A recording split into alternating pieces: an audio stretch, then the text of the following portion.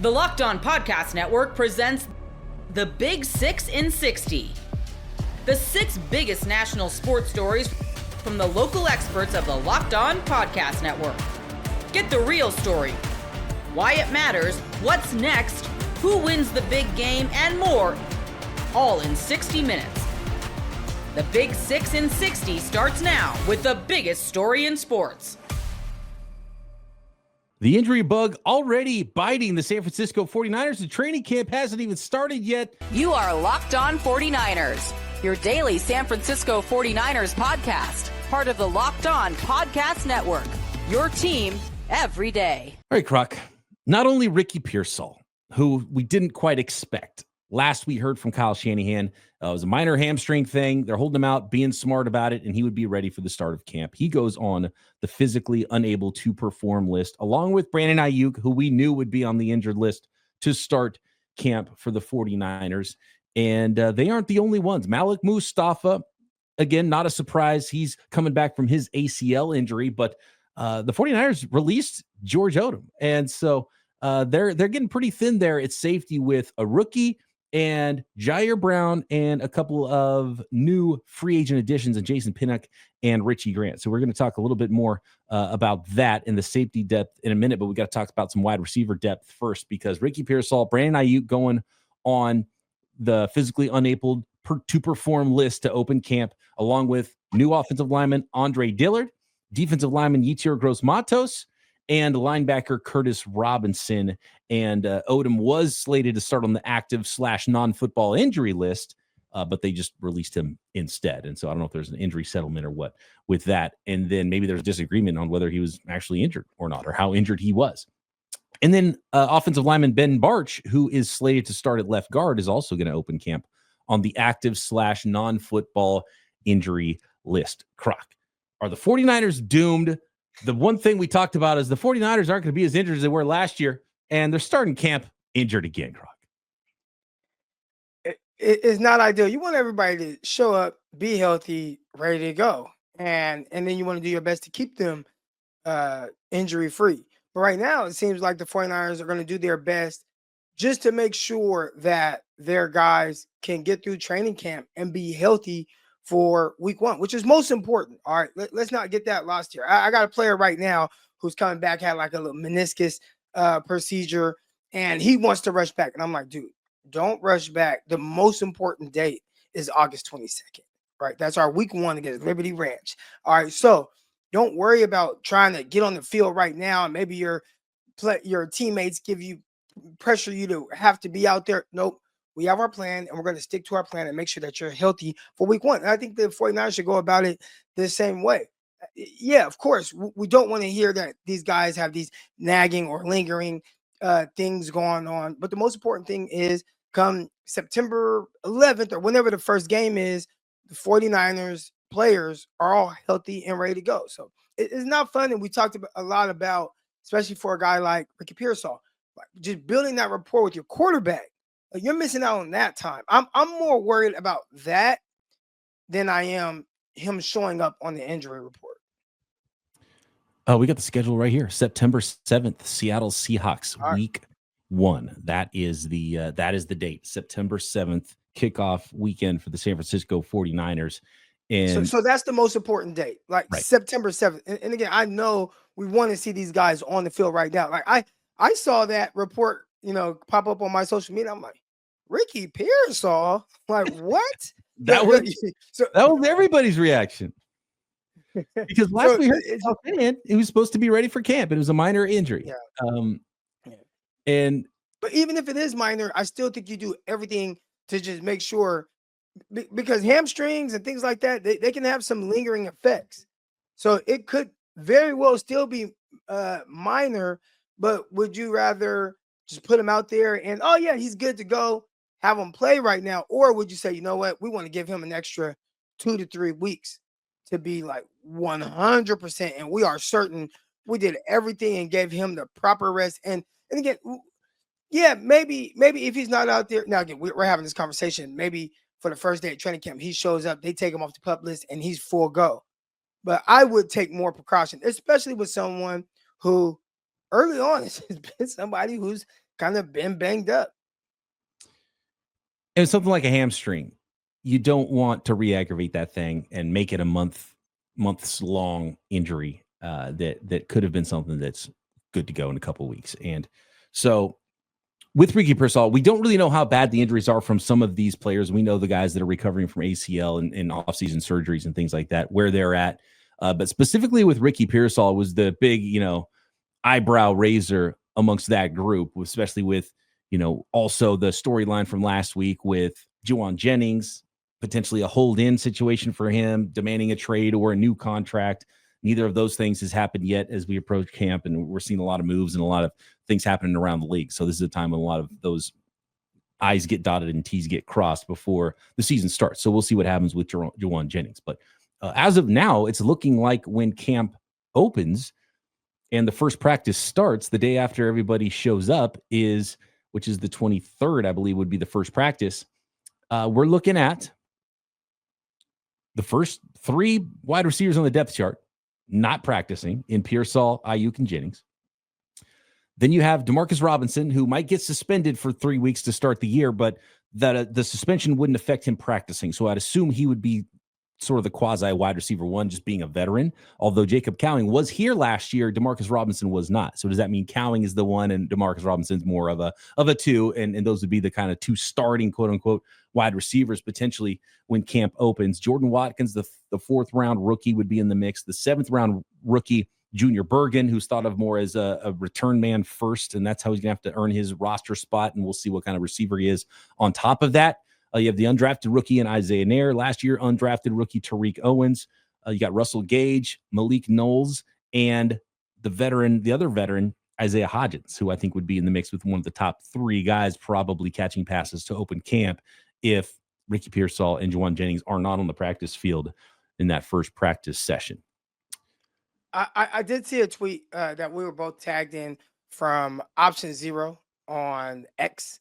All right, and this is from Matt Mayoko, who he quoted. He said, players who were rehabbing physical conditions at the end of the offseason program can report early to training camp. They automatically go on the PUP list. Some of those players are expected to come off of the list and be on the field for 49ers practice when it begins on Wednesday. So hopefully that kind of puts some of our minds at ease a little bit with what's going on. But again, you never know, and you still, even then, don't want to rush guys back from certain kind of things that's been lingering a little bit.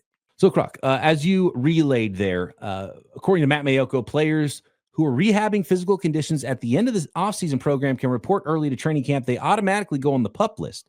Some of those players are expected to come off the list and be on the field when the 49ers begin practice on Wednesday. So that is good news and something that I wanted to bring up today because these guys, you come to camp and you report and then you get a physical and then you're healthy. So the last thing that you was injured, then I think you have to be thought of as injured until you pass physical and you are allowed to go practice. So I think that's the bucket that Ricky Pearsall is in. And hopefully that means that it's procedural.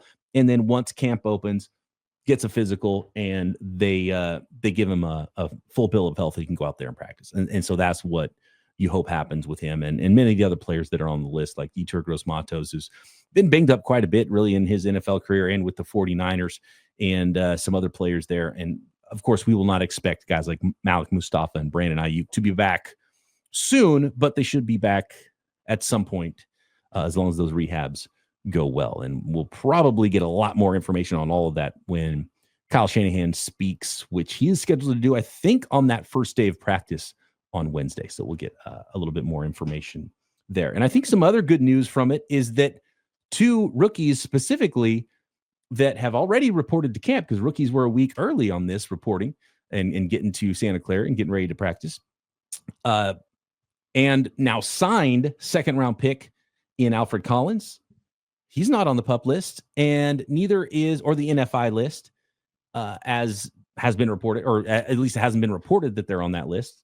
And Marcus Siegel, who's also banged up and dealing with an injury in the spring camp and in OTAs, he was also not listed there. So I think that's good news, although maybe we're not out of the woodworks there and the rookies are on a different timeline, and we'll find out that they aren't able to practice, but no NFI list for those 2 guys to be reported yet, which is, I think, some good news. So it might not be that big of a deal, but man, with the Aiyuk thing, with the Pearsall injury nagging, some of the injuries he dealt with last year, and the Juwan Jennings thing, I can understand why some 49ers fans are like, come on, man, what's going on? Can't we at least start in a good place this year, even if things do go haywire? Grand Sport Jew in the chat says if they pick up a vet, it should be a safety. And you talked about Greg Odom, them releasing him. 49ers did bring in a couple of veteran safeties. We talked about them when we went over our positional groups, but Richie Grant, Jason Pinnick, those are veterans, two guys who have really started a lot of games. So I think you're comfortable if they have to play and there is no Jair Brown. And, obviously you want to bring Siegel along and give him the reps that he deserves, but in a way that is best suited for his development. Our Malik Mustafa, we'll see when he eventually comes back. But Pinnick and Richie Grant, those are the two veterans. Releasing Odom, he wasn't a guy who was supposed to just be out there and just be this full-time starting safety for you. He's supposed to be like a special teams ace. So I wonder if on a unit that the 49ers are looking to improve on, maybe he just didn't have the same output that they thought they were going to be getting from him. I mean, now he did play defense in a small sample size and filled in when need be, but ideally he's your guy that you could just count on special teams to be on every special teams unit, and you just let him go. But that was like the main reason. Like that was what everybody was so excited about when the 49ers made the signing of Odom. Didn't he start week 1 last year? Right? Did he? I mean, he played a lot. I think it was Jair Brown and George Odom. Not George Greg Odom. I call him Greg Odom. Odom. I call him Greg. The Portland Trailblazers center who had bad knees. Don't want to compare him to him. Yeah. Supposed to be really good, actually. Still wouldn't have drafted him over Kevin Durant. But either way, that's Greg Odom. Not Greg Odom. Excuse me, George Odom. That was my first ever radio show in my life, was debating Kevin Durant and Greg Odom at San Francisco State Radio. We did a radio show called Sports Outside the Mainstream, and we talked a lot of NBA and NFL specifically, and we talked a lot about Greg Odom and Kevin Durant. And I think I might have been Team Odom back then too, because he was a legit big man center. He was a big center. And I didn't realize, and I think a lot of people didn't quite realize, as good as Durant was, I was like, man, he's kind of a skinny power forward. I didn't realize he was a 6'11" two guard, essentially, right? And so I might have been Team Odom there. If he'd had better knees, I would have loved to see how that career would have gone. I think it would have looked a lot different. Yeah, absolutely. By the way, I did have Patrick Willis that same year, college radio. I've got the show somewhere. I would love to hear it. I had Patrick Willis mocked to the San Francisco 49ers in that, 2007. Ever wish managing your money felt easier? Maybe the Cincinnati Bengals do. With Monarch Money, it can. Whether you're growing your savings or planning a big purchase, Monarch puts you in the driver's seat. It's like having your own personal CFO, giving you full visibility and control over your finances. Monarch Money is more than a budgeting app. It's a complete financial command center. You can track all your accounts, investments, and spending in one place. So in addition to managing your money, you're also building wealth. Take control of your finances with Monarch Money. Use code LOCKEDONNFL at monarchmoney.com for 50% off your first year. That's monarchmoney.com, code LOCKEDONNFL for half off your first year.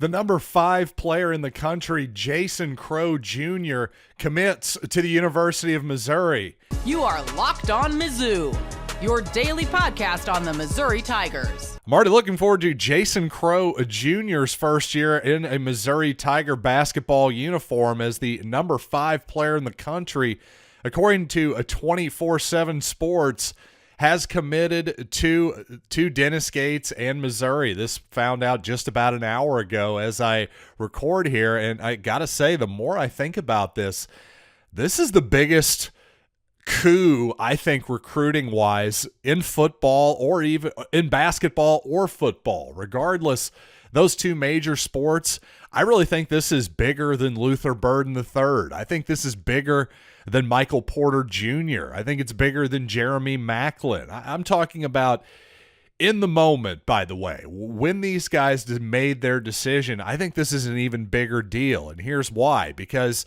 well, some of you are saying, hey, just on the basketball side, well, Michael Porter Jr. was number one in the country for a lot of his recruitment, ended up, I think, second by most accounts, certainly by 24/7 Sports, the same measure that I just used for Jason Crow Jr. Well, he was the number 2 player in the entire country. And yet, we can quibble about who was the bigger recruit there. If you want to say the 6'10" Porter was an even bigger talent at that time, I won't argue with that.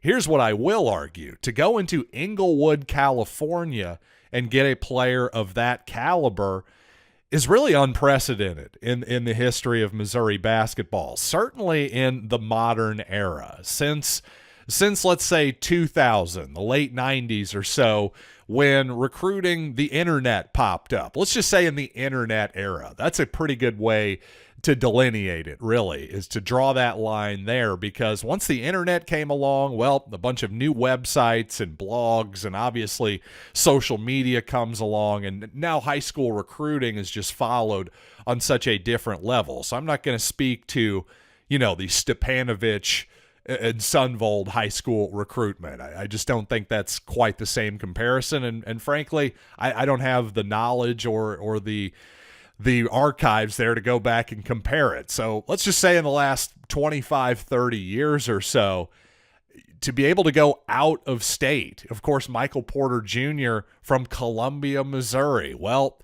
what a great stroke of luck that was for Missouri for a bunch of different reasons, obviously. So to be able to go into Inglewood, California, which I don't know if you've looked at a map lately, that's quite a long ways from Columbia. To be able to get that young man, again, this isn't Luther Burden III, who grew up in St. Louis. This isn't Dorial Green Beckham, who grew up in Springfield. This isn't Blaine Gabbard or Sheldon Richardson, who grew up in the St. Louis area. This isn't Kareem Rush, who was a Kansas City guy. This is a guy who is a bona fide McDonald's All-American, and not just a McDonald's All-American, a guy who's probably going to start in the game as well. Missouri just does not get those type of guys unless they just happen to be from Columbia or somewhere pretty close. And even then, well, it's still a little shaky. So my point here is for Dennis Gates, who has certainly, last season was obviously Dennis Gates' best year as a coach yet. Unfortunately, the NCAA tournament was a disappointment. So for him to get this type of buy-in from this type of player who obviously has no real ties to Missouri other than, well, I believe there's some ties. I brought up Kareem Rush. I believe there is some ties. Maybe Jason Crow Sr., his father, I think maybe knows Kareem Rush a little bit. So, hey, tip of the cap there to a friend of the show and a former Locked On Mizzou guest in Kareem Rush. But, hey, I just think to be able to get this guy from out of state and out of your geographical area, somebody who is this high of a caliber, give me an example of that. Really. We got to go back to, was Tony Van Zandt the running back in the day? Where was he from? He was from the St. Louis area, right? Am I wrong about that?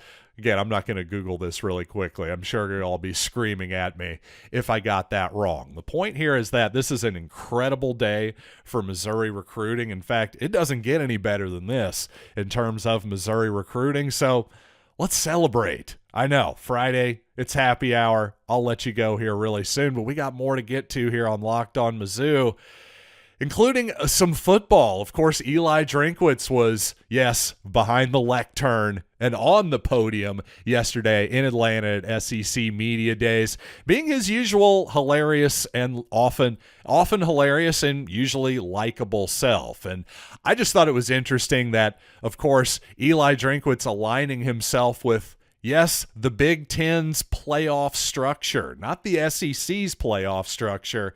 Yes, he's sort of playfully acting like this is going to get him into the doghouse with SEC Commissioner Greg Sankey. But you know what? it was interesting. Drinkwitz, his plan was, I wouldn't say convoluted, but it was complicated enough that, well, some people aggregated his plan, tweeted out some sort of sketchy details of what Drinkwitz was saying, which caused Drinkwitz to then fire back at those people on social media. I just think it's amazing how Drinkwitz was able to own the room, and gosh, he's just such a natural at these things. The guy is a star, and more important than that, for the purposes of this discussion, he's a salesman. He knows how to make himself, famously, he'll be self-deprecating and be the first one to tell you he's not the tallest guy in the world, but he makes himself look big all the time. I promise you that. And to the point of him being a salesman, well, obviously he's a pretty good recruiter for the most part. That's how he's made his bones for his first few years at Missouri. But you notice how, again, to the salesman part of it, notice how no one in SEC media days, to my knowledge, is talking about Missouri's lackluster high school recruiting ranking for 2026. That could have been a big talking point if that momentum were to have gathered on itself, if somebody would have started asking those questions. But when Eli Drinkwitz is out there going, well, hey, maybe we should keep the SEC championship game, but have the third and sixth place teams in the conference play and the fourth and fifth place teams play for those last two automatic qualifying bids in the conference. Or maybe get rid of the SEC championship game and have a 2 versus 8, a 3 versus 7, and a 4 versus 6, whatever the heck, 4 versus 5, whatever the heck the format is there. Again, just a little bit complicated enough that I don't want to throw it all out there for you, especially in audio form. But my point here is that Drinkwitz, once again, positions himself, well, he does a couple things. He positions himself as a big star and a really important guy, to the point where a lot of my colleagues who are at SEC Media Days are comparing him to Steve Spurrier. Hey, he's the new Steve Spurrier. Well, I don't think that's an accident. Drinkwitz wears that visor on top of his head for a reason. He famously loves Steve Spurrier. And also, again, there's a method to his madness here. I think he's trying to control the narrative, and he wants the narrative to not be, hey, what's up with Missouri's lackluster recruiting rankings? Because it seems like all anybody wants to talk about, the team that's right behind Missouri in the recruiting rankings, well, that's Hugh Freeze at Auburn. All anybody wants to talk about is, why does he play golf so much? And why isn't he recruiting better? And aren't you playing too much golf? And just the umpteenth amount of jokes we've heard about that. Well, I just think Drinkwitz does a lot better job of controlling the media and controlling the narrative, and does it beautifully at media days. The Lakers are reportedly on the verge of signing Marcus Smart after a buyout. You are Locked On Lakers, your daily Los Angeles Lakers podcast. Per Shams Charania of ESPN, the Lakers are on the verge of signing Marcus Smart after a buyout with the Washington Wizards. Once he clears waivers, which everybody is expecting will be the case, he is going to sign with the Lakers on a reportedly 2-year, $11 million deal. Second year is a player option. It is basically, by the way, the Bradley Beal money that the Lakers were, I guess at the time, depending on how you want to put it, unable or unwilling to give to Bradley Beal, because this is going to require some doing. Shake Milton is definitely going to be waived to make this happen, and there's a possibility that Jordan Goodwin could actually, with his non-guaranteed contract, be let go in the process of this. The Lakers, as it stands, per Yossi Goslin, great cap expert that everybody should be following on Twitter, quote, the Lakers can sign Marcus Smart to a 2-year, $11 million with a full biannual exception. They'll need to clear about $4.2 million to gain access to the full amount while staying below the first apron. They are a first apron cap team because they've used their full mid-level exception. Shake Milton and Jordan Goodwin are on non-guaranteed contracts. So the implication is there, without some type of consolidation deal, Shake Milton, who everybody expected to get waived one way or another, non-guaranteed, was not going to be with the Lakers past July 20th, but Jordan Goodwin could be a casualty in all this as well. We shall see. But as far as the signing of Marcus Smart, he is somebody that has been linked to the Lakers for a while. In the case that he and the Wizards did end up agreeing to a buyout, which felt very likely to a lot of people observing the league, because the Wizards have a lot of players on guaranteed contracts, and they were going to need to make some trades or make some waivings, something to get themselves roster legal. Marcus Smart seemed like a very obvious choice for this, and I think he seems like a very obvious choice for the Lakers. I like this signing a lot for the Lakers. We've talked a lot in recent shows about in particular, my desire to see the Lakers rebalance the starting lineup, the projected group of Luka Doncic, LeBron James, Austin Reeves, Rui Hachimura, DeAndre Ayton. A lot of offensive talent there, a lot of talent, period, but very unbalanced. The Lakers have also needed to find a way to add some more scoring to the bench. Rui, to me, is the most obvious candidate to move to the bench, but you needed to find somebody who could provide that defensive utility while I think providing as much offense as possible. And I think Marcus Smart is a pretty good candidate along these lines. You know, we'll get into the defense and his defensive credentials, which are very good in a second, but I think it's a stretch to consider Marcus Smart a two-way player. We're talking about somebody that on his career averages 38% from the field, 32% from behind the arc. Whether you're talking about as an overall scorer or as an outside shooter, he has never been particularly effective or efficient. The scoring that he has done over his career, which is, he's been double digits in a few seasons for his scoring averages, but he's never been a particularly prolific scorer. It's always been kind of volume-ish and inefficient.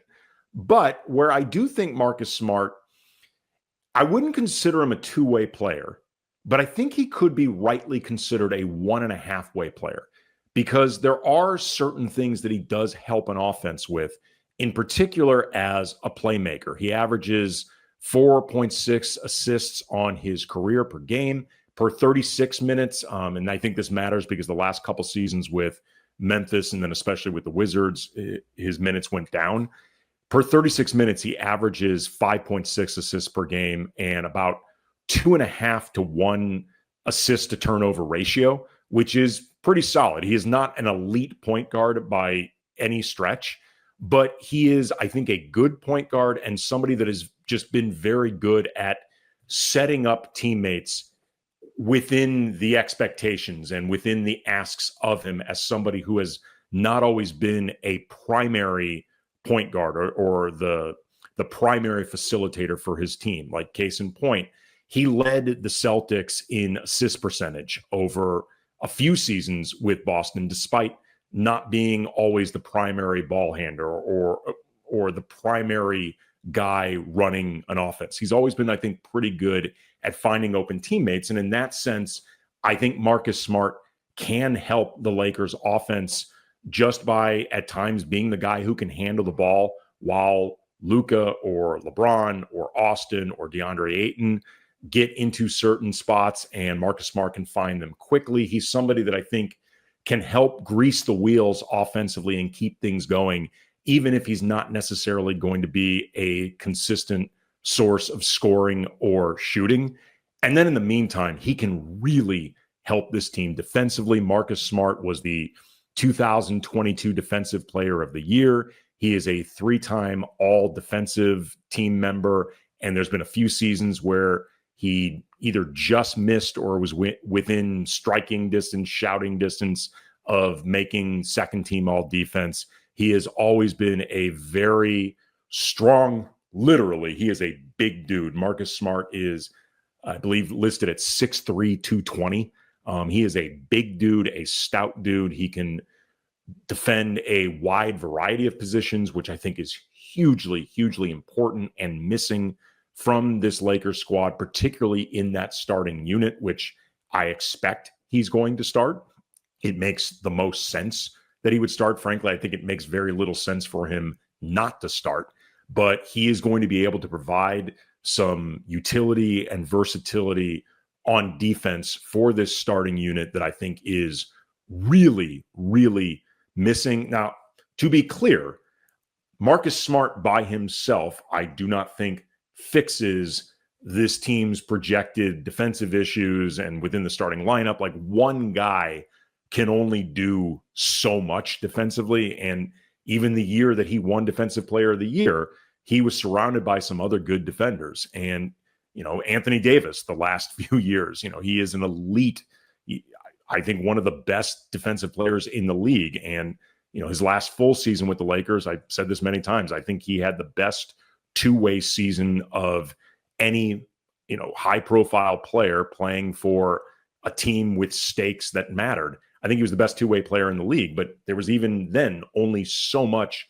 Anthony Davis, who is, again, one of the best defensive players in the league, could do to fix an entire defense by himself. So just to make sure people's expectations are grounded, Marcus Smart is not going to fix everything, but I think he can help a lot. There are injury concerns with Marcus Smart. He only played 54 games over the last couple of seasons. Granted, one of them was with Washington, and who knows what's been going on with them. There was also the season of Ja's suspensions and being away from the team. Marcus Smart was on the team during that. There's a lot of weird stuff happening, but nonetheless, Marcus Smart has had some injury concerns, so people need to be prepared for that.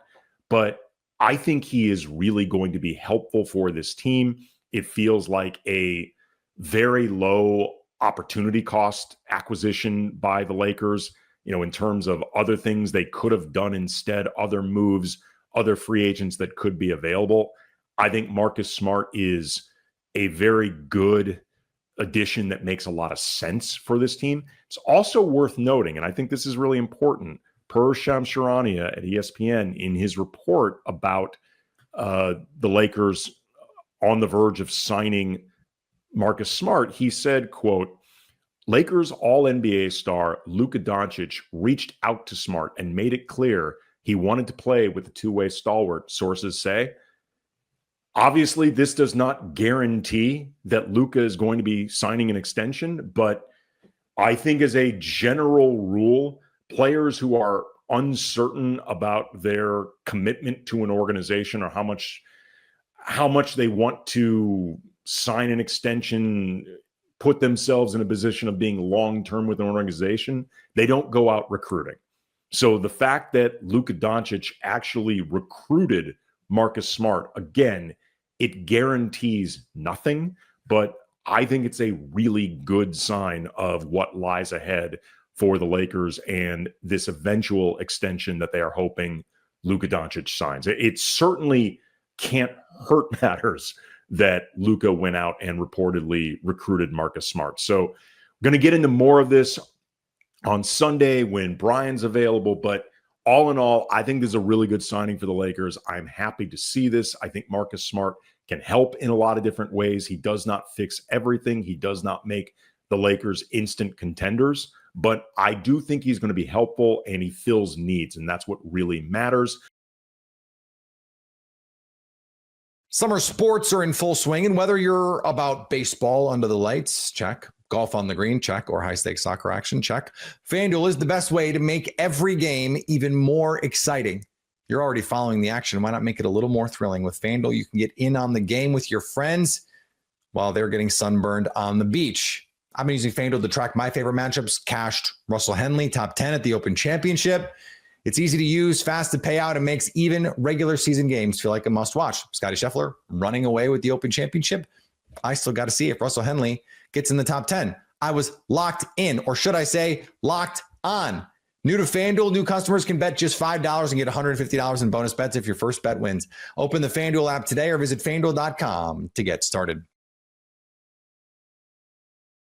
And maybe I'm the only one talking about it, but I am very concerned with where the Lions are with their defensive tackles right now. You are Locked On Lions, your daily Detroit Lions podcast. So the news came out yesterday that the Lions announced that Levi Onwuzurike is going to start training camp on the reserve PUP list. What the reserve PUP list means is that a player will not practice during training camp and is ineligible to play the first 4 games of the season. This opens up an extra roster spot for somebody else.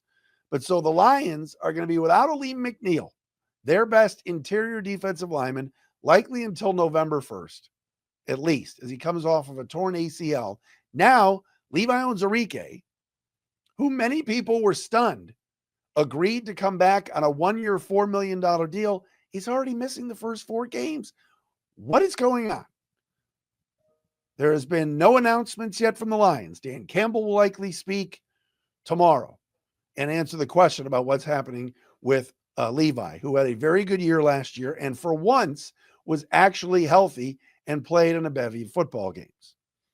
As we all know, Levi Onwuzurike has had back problems dating back to his time at the University of Washington. Lions took a flyer on him. He's had a nice career with the team. Contract was up at the end of the year. I thought he was gone. He ends up coming back late in free agency on a 1-year deal. But this is not good. This is not good at all.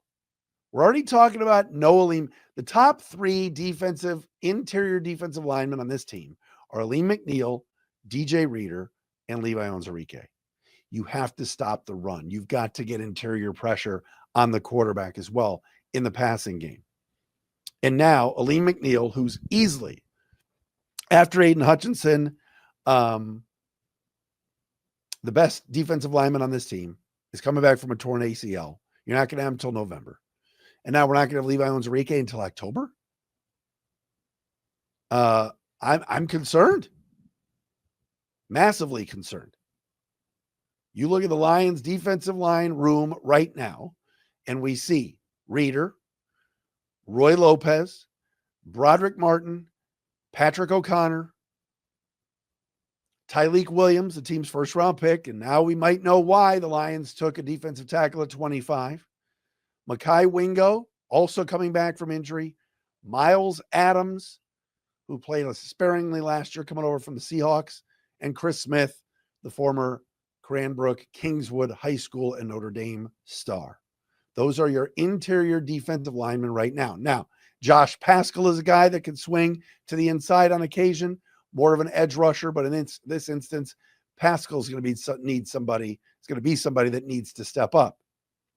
He has been placed on the non-football injury list, so he will not start training camp healthy.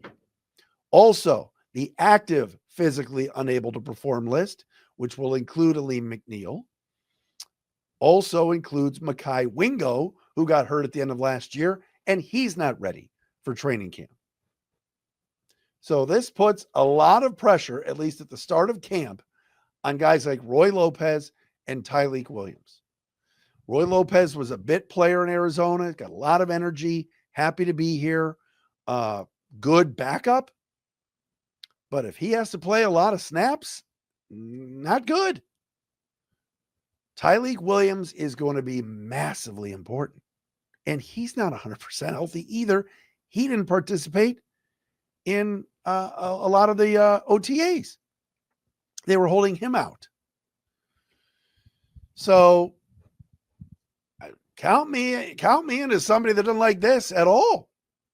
And again, I've got to get on Lions Wire and Pride of Detroit and all the websites and Justin Rogers at Detroit Football Network and The Athletic and Free Press and News and everything else. I got to do more reading. But I'm not hearing the kind of concern. I'm not seeing the buzz on social media. My phone's not blowing up. It should be. You've got to be able to win at the point of attack.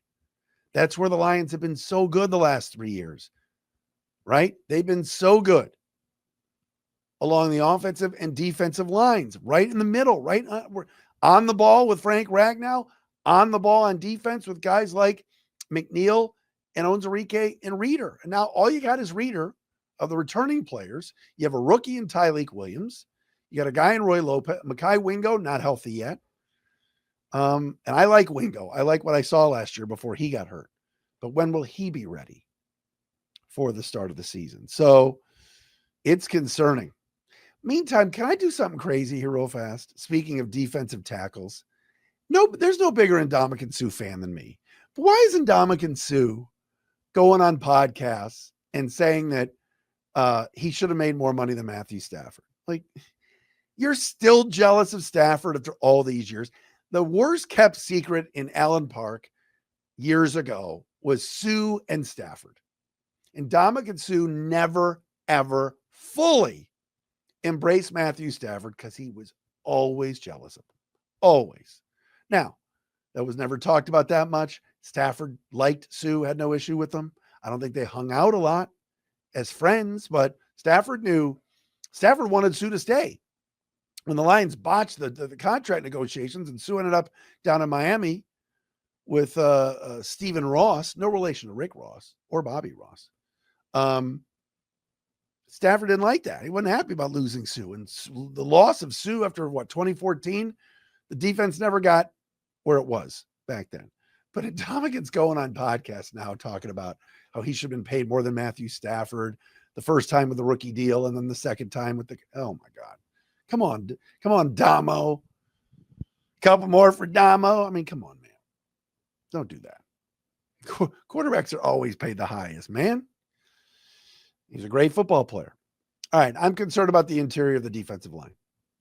And losing Levi Onwuzurike for the next, at least the first 4 weeks of the season, sucks. He had a really good year last year, but maybe this is why he got a 1-year, $4 million deal. The injury has not been disclosed yet. I'm doing some other research on what's going on with him, and I'll hopefully have some answers next week when we're back on. Ever wish managing your money felt easier? Maybe the Cincinnati Bengals do. With Monarch Money, it can. Whether you're growing your savings or planning a big purchase, Monarch puts you in the driver's seat.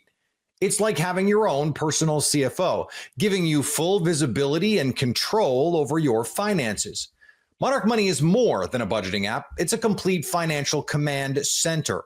You can track all your accounts, investments, and spending in one place. So in addition to managing your money, you're also building wealth. Take control of your finances with Monarch Money. Use code LOCKEDONNFL at monarchmoney.com for 50% off your first year. That's monarchmoney.com, code LOCKEDONNFL for half off your first year. Pelicans rookie Derik Queen is sidelined for 12 weeks after surgery. You are Locked On Pelicans, your daily New Orleans Pelicans podcast. We'll get into Derik Queen in a minute here and, what this injury means for his offseason, when we're likely to see him return, all of that. But I want to start with the the injury just in general and what Joe Dumars needs to do here. I'm going to refer to this collectively is just the medical team. There's a player performance and care team. There's a separate kind of medical staff from this. We're going to get into all of that here. And I want to start with this. I don't know if anyone's actually to blame for this injury. The way, the longtime everydayers have heard me say this before. Sometimes you can just have really rotten luck and there's not much you can do about it. The team has revamped even recently the player performance and care team that's supposed to help with like injury prevention, injury recovery, and all of that. But sometimes guys go out, get hit on the hand.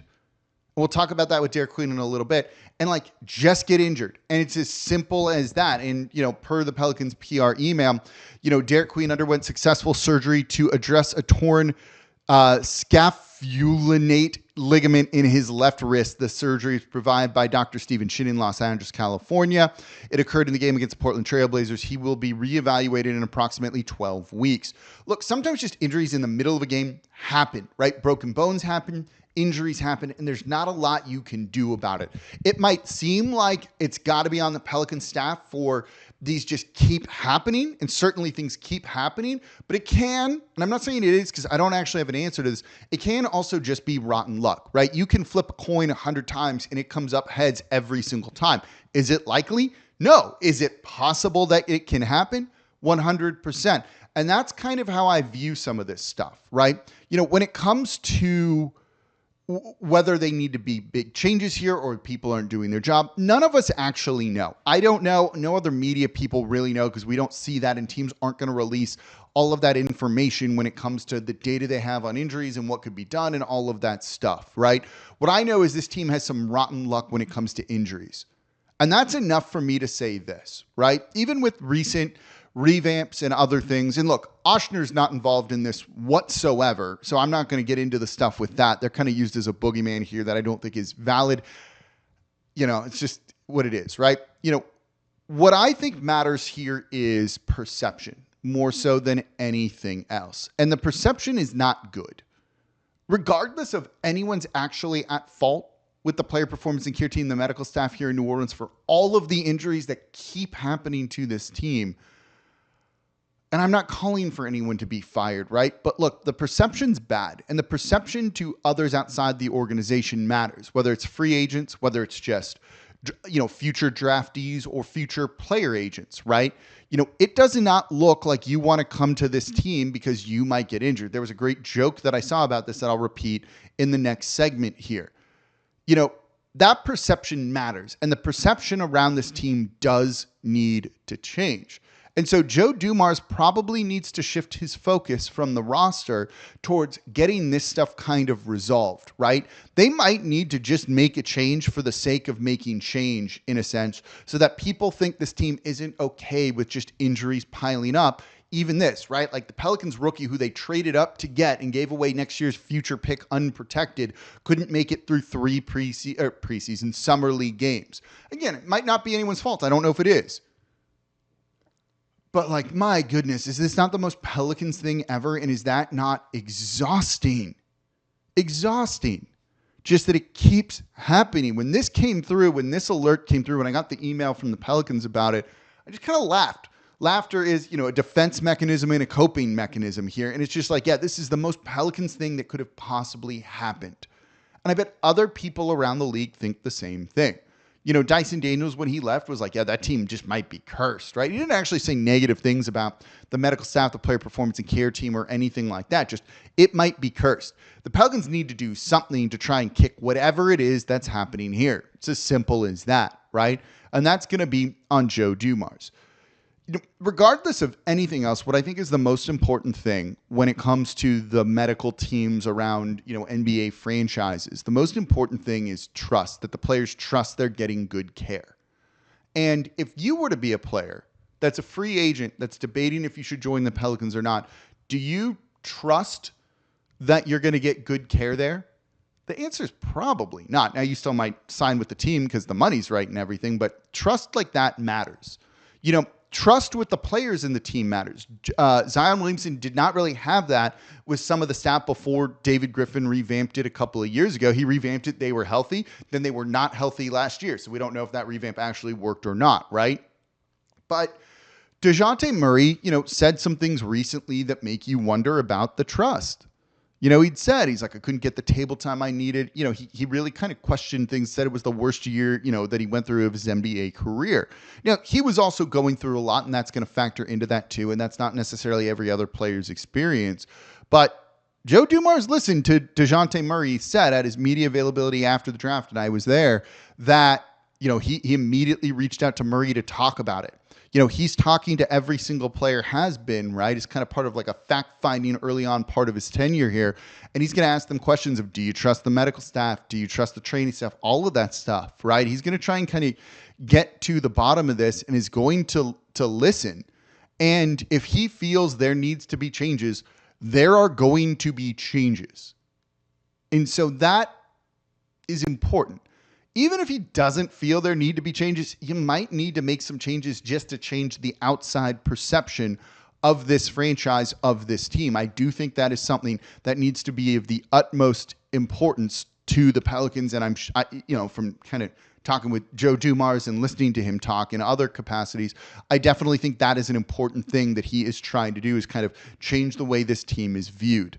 But right now, with this injury to Derik Queen, kind of on the heels of that Murray interview, in the past years of stuff, right? They need to do something. I don't know what that is. I don't have recommendations for it. They need to do something. It might just be rotten luck and no one's at fault here, but you've got to do something to change the perception of this team. That, I think, needs to be Joe Dumars' top task right now. Summer sports are in full swing, and whether you're about baseball under the lights, check. Golf on the green, check. Or high-stakes soccer action, check. FanDuel is the best way to make every game even more exciting.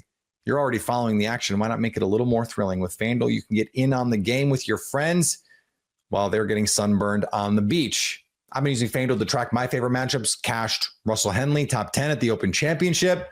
It's easy to use, fast to pay out, and makes even regular season games feel like a must-watch. Scotty Scheffler running away with the Open Championship. I still got to see if Russell Henley gets in the top 10. I was locked in, or should I say locked on. New to FanDuel, new customers can bet just $5 and get $150 in bonus bets if your first bet wins. Open the FanDuel app today or visit FanDuel.com to get started. Ole Miss got their guy, and Lane Kiffin is absolutely primed to make a run over the next 3 weeks. You are Locked On Ole Miss, your daily podcast on the Ole Miss Rebels. We kick things off with a major commitment weekend. Craig Tutt has chosen Ole Miss, giving Lane Kiffin serious momentum heading into the biggest recruiting period of the year. We're free and available on all the podcast apps and on YouTube. Thank you for making Locked On Ole Miss your first listen every day, and a special hello to the insiders and everydayers who make this show what it is. Do us a favor, hit like, hit subscribe, hit comment on this video. It costs absolutely nothing, but keeps every video on this channel free. And don't forget to check out a second listen on the network. Nearly every team, college or pro, is ready for you. This episode is brought to you by Monarch Money. Take control of your finances with Monarch Money. Use the code LOCKEDONCollege at monarchmoney.com for 50% off your first year. Really interesting stuff, and I'm kind of fired up about what happened because Craig Tutt committed to Ole Miss over the weekend. The player out of Murfreesboro, Tennessee, committed to the Rebels over the Auburn Tigers and the Tennessee Volunteers. He's a 6 foot, 180-pound safety, but more importantly, just like Jet Goldsberry, he is kind of a super athlete. I talked about how Oakland High School in Murfreesboro, Tennessee will go as far as Craig Tutt will take them. He's the best quarterback on the team, the best running back, the best wide receiver, the best tight end, the best linebacker, the best cornerback, the best safety, because he is the best athlete on the field. He has never stepped on a high school field, in my opinion, to where he was the less talented player. Ole Miss is getting somebody that has the potential to develop extremely early. Until he does get developed, he is going to be an absolute star on special teams. He is somebody that is in a very good position for Ole Miss. And this is really the most important period of the year for Ole Miss in high school recruiting. And we'll talk about what's coming down the line. But the next 3 weeks of high school recruiting is going to shape the entire narrative for Lane Kiffin in high school recruiting for him. Craig Tutt was a 4-star, nearly a top 100 player on Rivals. That is Rivals and On3. They're all kind of together now. Ranked 4 stars by 247, a 3-star by ESPN. Like I've said in many of these videos, when there are anomalies in the rankings, it could be opinion differences. It could also be something as little as he went to Adidas camps as opposed to Under Armour camps. He went to Nike camps as opposed to Adidas camps. Stuff like that matters in a recruiting ranking that is so subjective. But they do think very highly of this guy, and whenever you look at his film, you can see why. He is the best athlete on the field. Doesn't matter who they're playing against. I have never seen anybody out-athletic Craig Tutt. He is somebody that Tennessee wanted. And he is from an orange area. I talked about on Friday. He is going to be a battle all the way up into December and beyond because Murfreesboro, Tennessee is a very orange city. And more so than Nashville, which has a little bit of crimson that dips into that fan base as well. Murfreesboro, though, is a very orange place. Very Tennessee Vols. And if Tennessee remains interested, Tennessee is going to press him all the way up until signing day. So him committing to Ole Miss, it's not over. I talk all the time. The important thing in recruiting is not necessarily landing the kid. It's finishing in the top 2, because after you sign with a university, you have 9 opportunities to transfer away. You want to be on that list just in case you don't get him to start with. That is my opinion on high school recruiting. High school recruiting is still very, very important. And in this realm, you need to talk about it. But the difference in the way it used to be and the way it is now is the entry point is the commitment. And Craig Tutt committed to Ole Miss. He is somebody that can line up and do exactly what you want him to do. I see him at the safety position. He is somebody that turns into potentially another Trey Washington on the back end of the defense, calling the signals, going sideline to sideline. That is where I see him. He is being recruited as a safety. Jet Goldsberry is being recruited as a safety. If you go back last year, they got Keon Young, Cortez Thomas, and LaDarian Clardy at the safety position. They want options on that end of the field, and there are different types of players. I've mentioned that LaDarian Clardy and Craig Tutt favor each other with the way they play the game. They're the best athletes that have stepped on the field together in one place at Ole Miss. But that doesn't necessarily mean it's going to transfer over to starting or fitting in with a defense, because it's not always the best players that play on a defense. It's oftentimes the right players. Craig Tutt has the advantage of all of the athletic gifts going into this fall. That is why you should not sleep on this player. He can do all of the stuff you want him to do. He's an unbelievable athlete.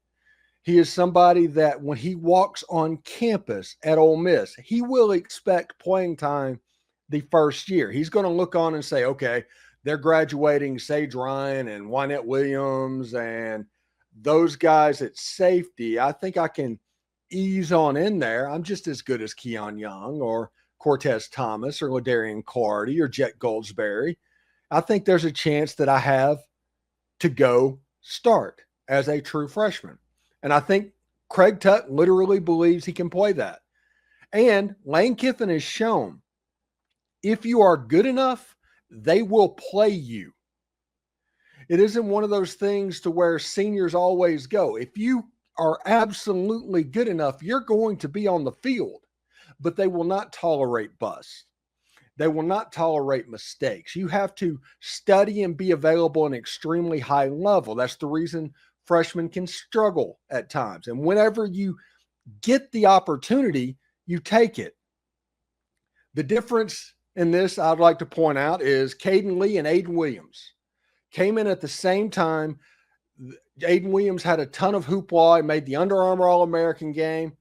He came in, didn't necessarily make big plays, didn't make big plays at all. Had a really bad penalty against Tulane, and his playing time went off a cliff after that.